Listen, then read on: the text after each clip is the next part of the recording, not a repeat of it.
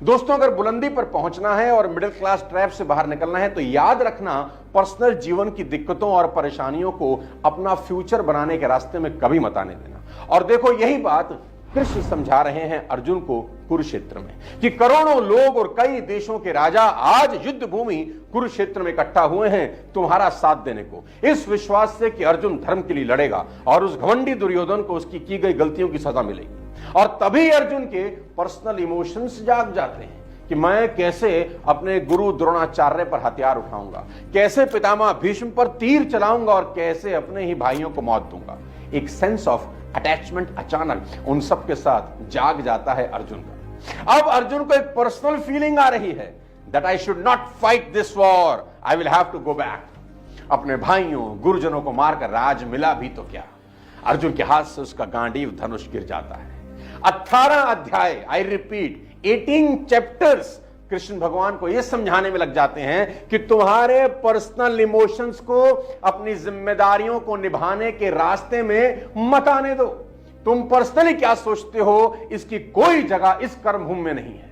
मुझे लगता है सबसे बड़ी चीज यही है that your personal emotions cannot come in the way of you performing your duty. दोस्तों, मैसेज बिल्कुल क्लियर है।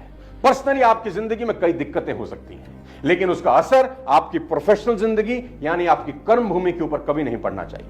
A kingdom can not suffer because of the emotions of the king. और ये मैं नहीं कह रहा, भगवान को ये समझाने में 18 अध्याय देने पड़े और अर्जुन को ये समझना पड़ा that there is no place for your personal emotions. सब राजा तुम पर भरोसा करके आए हैं, अब तुम भाग नहीं सकते। दोस्तों, ऐसे ही बहुत लोगों का भरोसा आप पर है। पर्सनल जीवन में आई तकलीफों को प्रोफेशनल जिंदगी में कभी हावी नहीं होने देना, क्योंकि तकलीफें तो हर दिन कोई ना कोई रूप बदल कर आती ही रहेंगी। अपने इमोशंस को कंट्रोल में रखना ही होगा।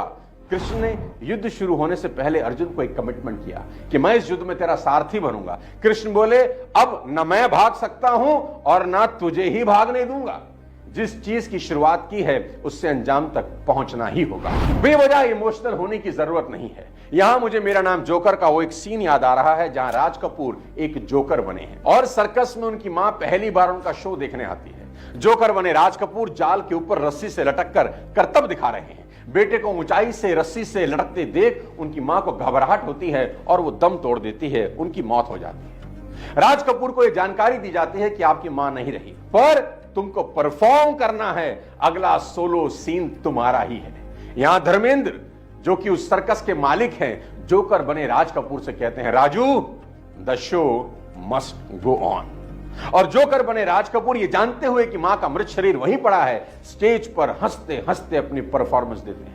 दोस्तों, इससे बढ़िया एग्जांपल और क्या हो सकता है कि आपके पर्सनल इमोशंस का कोई असर आपके काम धंधे पर नहीं होना चाहिए। आप कहेंगे, सोनू सर ऐसा तो सिर्फ फिल्मों में होता है, पर्सनली कोई इतना परेशान हो फिर भी अपनी रिस्पॉन्सिबिलिटी निभाए, ऐसा कैसे हो सकता है? मैं कहता हूं नहीं, असल जिंदगी में भी ऐसा होता है।